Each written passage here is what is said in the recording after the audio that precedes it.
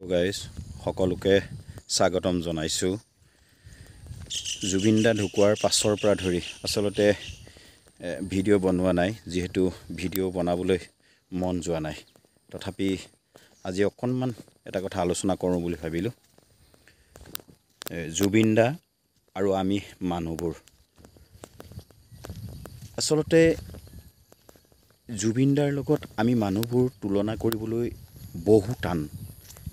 কিন্তু জুবিন দাৰ মৰাৰ আগত মানুহবোৰে যেনেকৈ নিন্দা ককৰ্থনা কৰিছিলে, বহু মানুহ, সকলো নহয় বহু মানুহে কৰিছিল।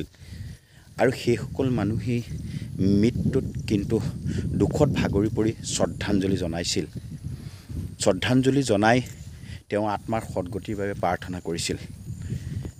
কিন্তু এটা প্ৰশ্ন হয় যে এনে কিছু ব্যক্তিয়ে শ্ৰদ্ধাঞ্জলি জনালে, দুখত ভাগি পৰিল, দুখত ভাগি পৰি তেওঁক লৈ পেলাই শ্ৰদ্ধাঞ্জলি জনালে। কিন্তু এটা কথা বৰ অসম্ভৱ, সেইসকল ব্যক্তিয়েই এতিয়া এই জুবিন গাৰ্গক এনেকুৱাকৈ সমালোচনা কৰি থাকিবলৈ লৈছে। গতিকে এটা কথা আপোনালোকে নিশ্চয় জানে যে জন্মিলে মৃত্যু হয়, ই চিৰন্তন সত্য, ইয়াক কোনো বাধা দিব নোৱাৰে। সেইটো সকলোৱে জানে, জগতত এইটো চিৰন্তন সত্য। গতিকে হয়, তেখেত এইটো বয়সতে মৰিবলগীয়া আছিল, তেখেতক লিখি থৈছিলে মৰিলে, কিন্তু তাৰ মাজত কিছু ৰহস্য থাকি যায়। চাওক, যিসকল ব্যক্তি মৰাৰ পাছত অজস্ৰ মানুহে দুখত ভাগি পৰে, গোটেই পৃথিৱীয়ে কান্দিছে, জগতত কান্দিছে। আৰু জগতত যেতিয়া প্ৰত্যেকজন ব্যক্তিয়ে যেতিয়া কান্দিব, শ্ৰদ্ধা জনাব, সেইজন আচলতে মহান ব্যক্তিলৈ ৰূপান্তৰ হৈ যায়। আৰু মহান ব্যক্তিলৈ ৰূপান্তৰ হৈ যায়, তেওঁ হয়তো বৈকুণ্ঠগামী হ'ব পাৰে। এয়া আমাৰ বিশ্বাসহে মাথো। কিন্তু এটা কথা ক'ব বিচাৰিছোঁ যে বহুতে কৈ আছে যে মৰাজন মৰি গ'ল, মৰাজনৰ লগত ইমান লাগি থাকিবলগীয়া কি কথাটো আছে। আচলতে সেইসকলে নাজানি বুজিয়ে পোৱা নাই এই যে জুবিন গাৰ্গ নামৰ সত্তাটো কি বস্তু। আচলতে মানুহ লাগি আছে কিহত? হয়, মৃত্যু হ'লে মানুহৰ লগত এনেকৈ লাগি থাকিব নালাগে, কিন্তু এই মৃত্যুটোক মানুহে মৃত্যু বুলি ক'ব পৰা নাই, এইকাৰণেই লাগি আছে। আৰু এই ব্যক্তিজনক লৈ ইমান যে চৰ্চা সমালোচনা অন্য ব্যক্তিবিলাকে কৰি আছে, কিন্তু তেওঁলোকে জানেনে যে তেওঁলোকে নিজে এই জুবিন গাৰ্গে কৰি থৈ যোৱা কৰ্মৰ 1% কৰিছে বুলি? কেতিয়াও কৰা নাই আৰু জীৱনত কৰিব নোৱাৰে। বহুতে কৈছে যে জুবিন গাৰ্গে নিজৰ পিতৃ মাতৃকেই চিনি নাপায়।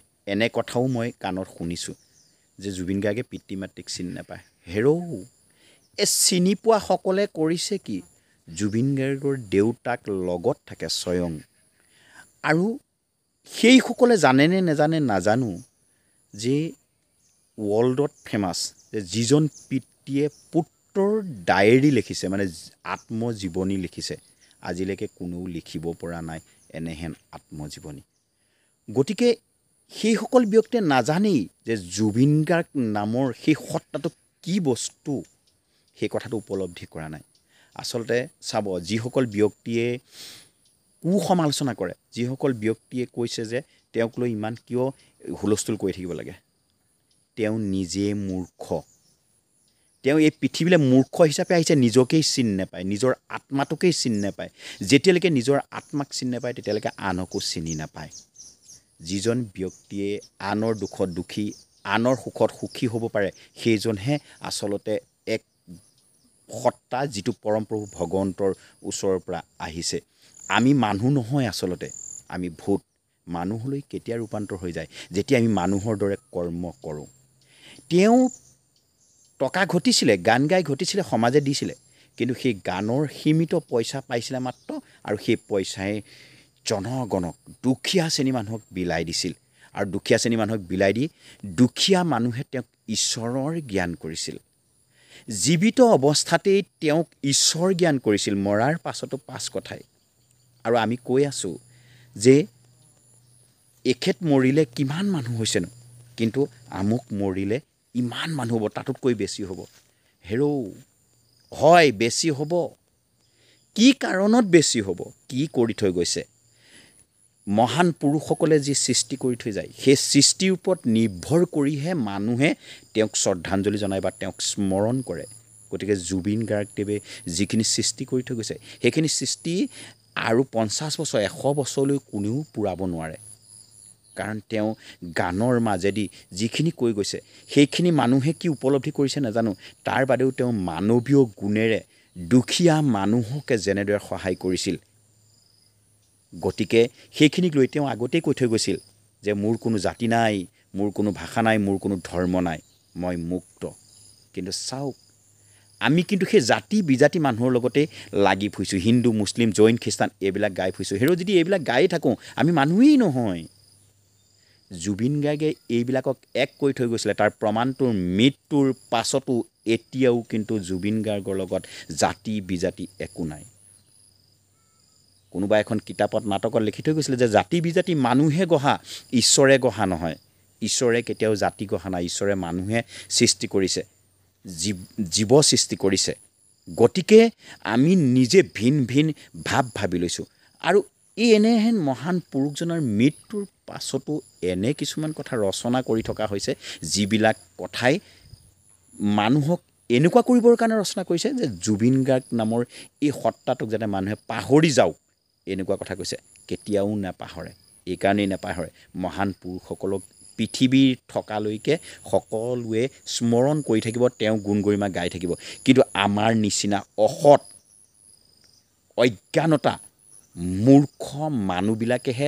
তেওঁক লৈ সমালোচনা কৰি আছোঁ সমালোচনা এইকাৰণেই কৰিছোঁ তেওঁ যোগ্য হ'ব পৰা নাই কাৰণে সমালোচনা কৰিছোঁ তেওঁ কৈ থৈ যোৱা কামবিলাক আমি কৰিব পৰা নাই কাৰণে সমালোচনা কৰি থৈছোঁ গতিকে আমাৰ নিচিনা মূৰ্খ অজ্ঞানী মানুহ এই পৃথিৱীত কোনো নাই গতিকে সেইকাৰণে জুবিন গাৰ্গ নামৰ সত্তাটো এনেকুৱা সত্তা যিটো সত্তাক পৰমপ্ৰভু ভগৱন্তৰ ওচৰৰ পৰা আহিছিলে আৰু তালৈ গুচি গ'ল আমিবিলাকে কাউৰী নিচিনাকৈ ৰমলিয়াই থাকি জুবিন গাৰ্গ এনেকুৱা জুবিন গাৰ্গ তেনেকুৱা মৰাটো মৰি গ'ল এই কথাবিলাক গাই ফুৰিছোঁ এই কথাবিলাক গাই নিজৰে অনিষ্ট সাধন কৰিছোঁ কাৰণ আমি তেনেকুৱা মহান ব্যক্তি হ'বও নোৱাৰোঁ কাৰণ জীৱনত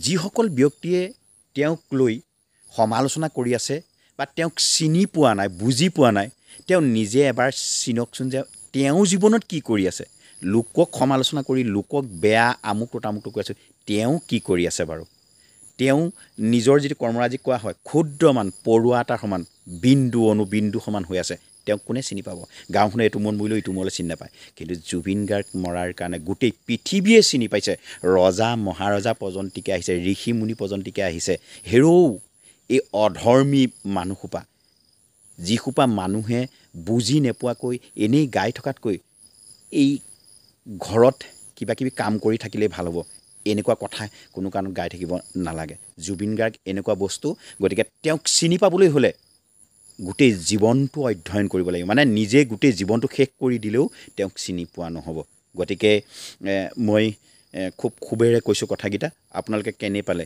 কথাকেইটা কমেণ্ট কৰিব আৰু শ্বেয়াৰ কৰি দিবচোন যাতে যিসকল মানুহে এনেকুৱা সমালোচনা কৰি আছে যাতে সকলোৱে এই ভিডিঅ'টো পায় আৰু সকলোৱে যাতে উপলব্ধি কৰিব পাৰে ধন্যবাদ জয় আই অসম জয় জুবিন দা